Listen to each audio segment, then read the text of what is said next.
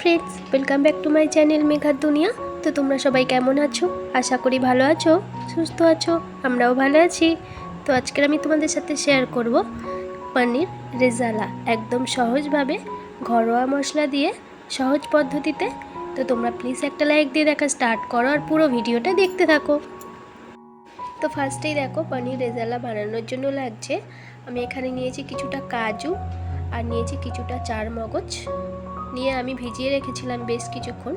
তারপরে দেখো আমি জল থেকে তুলে নিয়েছি, নিয়ে একটা মিক্সার জারে নিয়ে নিয়েছি। আর তারপরে দিয়ে দিচ্ছি এসে 2-3 চামচের মতো পোস্ত। এই সবগুলোকে আমি খুব ভালো করে একটা পেস্ট বানিয়ে নেব। একটু সামান্য জল দিচ্ছি, সামান্য জল দিয়ে একটা খুব ভালো একটা পেস্ট বানিয়ে নেব।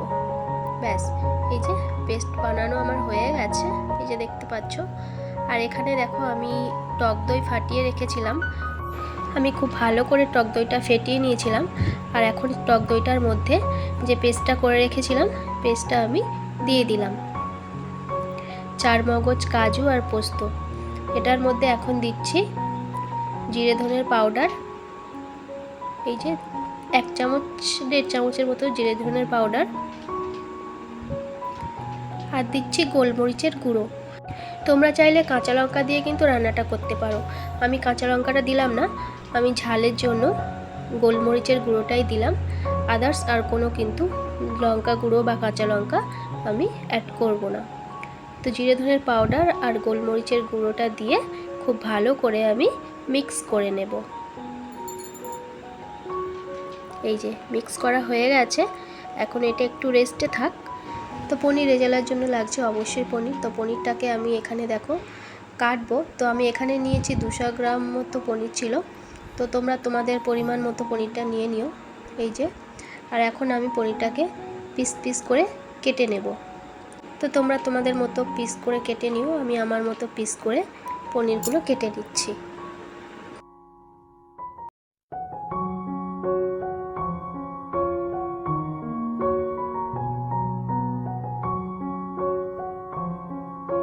ব্যাস, সব পনিরগুলো দেখো আমার কাটা হয়ে গেছে।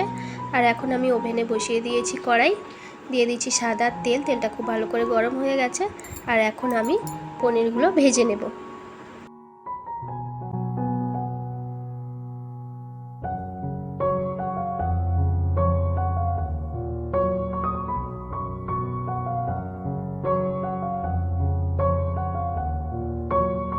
তো ব্যাস, পনিরগুলো দেখো ভাজা হয়ে গেছে। আর এখন আমি পনিরগুলো তুলে নেব একটা প্লেটে করে। আর আমি আগে থেকে একটু জল গরম করে রেখেছিলাম, এই যে প্লেটে জল গরমের মধ্যে পনিরগুলো দিয়ে দিয়েছি, তাহলে কিন্তু পনিরগুলো নরম থাকবে। তো ওই কড়াইতে আবারও একটু তেল অ্যাড করে দিয়েছি, দিয়ে তারপরে দিচ্ছি গোটা গরম মশলা, আর দিচ্ছি একটা শুকনো লঙ্কা, আর দেব তেজপাতা। ব্যাস, দিয়ে একটু নাড়াচাড়া করে নেব। দেখো কয়েক সেকেন্ড একটু নাড়াচাড়া করে দিয়ে তারপরে আমি যে পেস্টটা রেডি করে রেখেছিলাম সেটা তেলের মধ্যে দিয়ে দিলাম। তেলের মধ্যে দিয়েই কিন্তু আমি সাথে সাথে নাড়াতে থাকবো, কেননা কাজু আছে তো কড়াইয়ের নিচে লেগে যেতে পারে। এর জন্য কিন্তু আমি তেলের মধ্যে দিয়েই সাথে সাথে আমি নাড়তে থাকবো কন্টিনিউ। বেশ কিছুক্ষণ একটু নেড়ে নেব।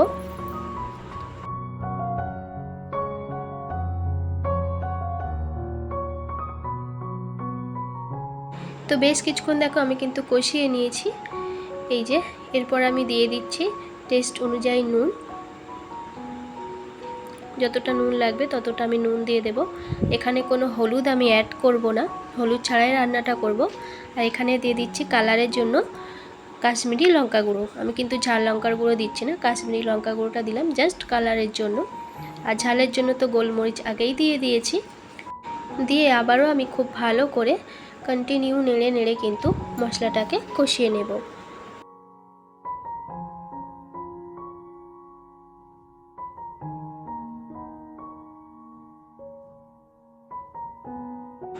তো দেখো মশলাটা কিন্তু অনেকটাই কষানো হয়ে গেছে। আর এখন আমি দিয়ে দিচ্ছি টেস্ট অনুযায়ী সামান্য চিনি। এই রান্নাটা একটু মিষ্টি মিষ্টি হবে, তো তার জন্য আমি সামান্য চিনি একটু অ্যাড করে দিলাম। দিয়ে আবারও খুব ভালো করে একটু মশলার সাথে কষিয়ে নেব।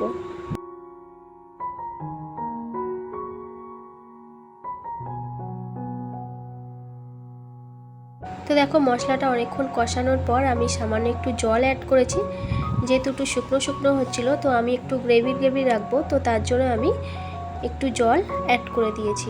জলটা দিয়ে আবারও খুব ভালো করে আমি একটু কষিয়ে নেব।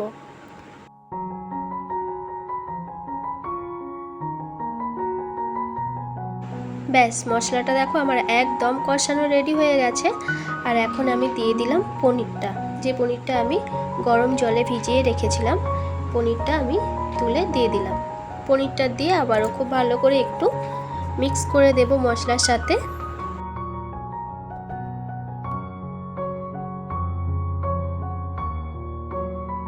তো দেখো পনিরটা আমি মশলার সাথে খুব ভালো করে মিক্স করে দিয়েছি। আর এখন আমি জল দিয়ে দিচ্ছি, এই জলটাতে আমি পনিরগুলো ভিজিয়ে রেখেছিলাম সেই জলটা আমি দিয়ে দিলাম। ব্যাস আর জল টল কিছু দেব না, এরকমই থাকবে। আর একটু ফুটলে কিন্তু একটু থিক হয়ে যাবে, মানে আমি যেমনটা গ্রেভি রাখতে চাই ঠিক তেমনটাই কিন্তু হয়ে যাবে। তো সেক্ষেত্রে আমি আর কিন্তু জল অ্যাড করব না, একটু ফুটিয়ে নেব।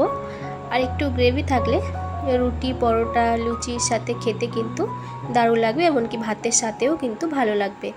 বেশি শুকনো শুকনোর থেকে চাইলে তোমরা শুকনো রাখতে পারো, বাট আমার একটু গ্রেভি পছন্দ, তার জন্য আমি একটু গ্রেভিই রাখবো। তো আমি একটু বেশ কিছুক্ষণ ফুটিয়ে নেব। ব্যাস রান্না কিন্তু একদম রেডি হয়ে গেছে। এই যে এরপর আমি দেখো লাস্টে দিয়ে দিচ্ছি 1 চামচ গোলাপ জল, আর দেবো 1 চামচ কেওড়া জল। কেওড়া জলটা 1 চামচও দিইনি, হাফ চামচের মতোই দিয়েছি, বেশি দেব না। আর সব শেষে আমি দিয়ে দিচ্ছি ঘি।